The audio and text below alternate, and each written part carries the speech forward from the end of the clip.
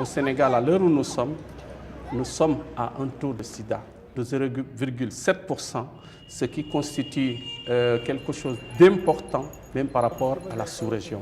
Kédougou, à l'heure actuelle, nous sommes à 1,7%, ce qui constitue un taux très fort par rapport au niveau national. Nous sommes une région aussi en pleine expansion minière, tant du point de vue professionnel que du point de vue artisanal. Donc, il y a beaucoup de sociétés minières qui s'implantent. L'implantation, ça veut dire utilisation de beaucoup de main-d'œuvre professionnelle qui vivent dans des zones avec les populations. Nous avons des responsabilités sociales, nos activités entraînent des changements et nous devons minimiser les impacts négatifs, entre autres sur la question du VIH.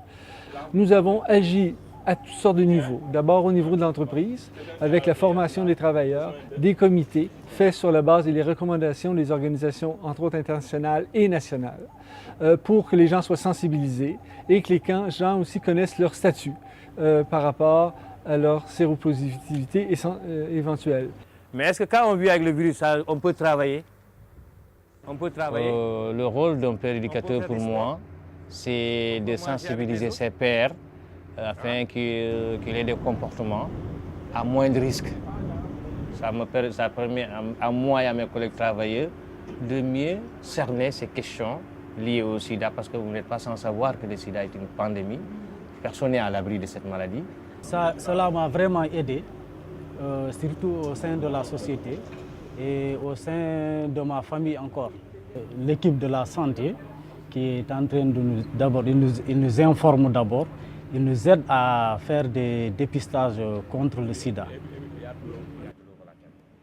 Si quelqu'un est séropositif, il va avoir donc une prise en charge médicale, psychologique et nutritionnelle.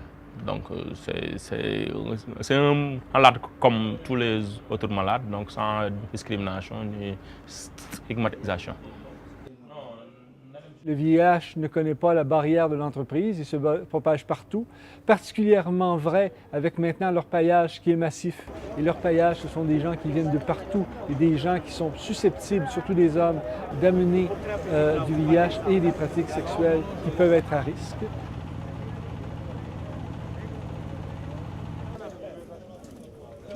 Quand j'ai entendu, quand j'étais au Mali, j'ai entendu Samorabou, il y a beaucoup d'or. Les gens gagnent beaucoup d'or par rapport aux autres coins du Mali.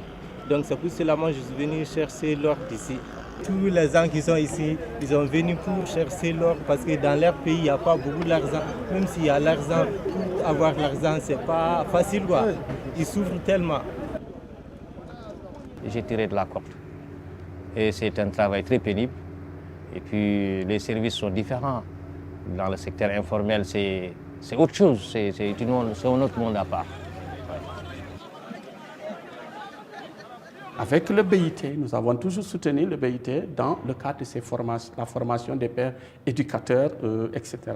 Et les autres acteurs, nous apportons ce qu'on appelle un peu un appui financier. C'est les acteurs de la société civile et du secteur public qui ont signé des conventions avec le CNLS et qui mettent en œuvre des programmes que nous suivons.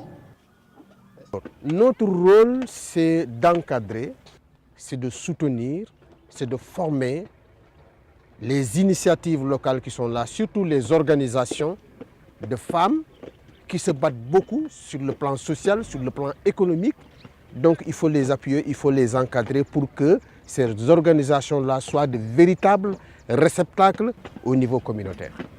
Kéo a collaboré avec l'ONG La Lumière pour vraiment développer ce programme de lutte contre le VIH, mais aussi un programme d'organisation des femmes pour répondre en tout cas d'une manière sociale aux problèmes des femmes. On n'a plus peur du sida, on a compris comment se protéger contre le sida.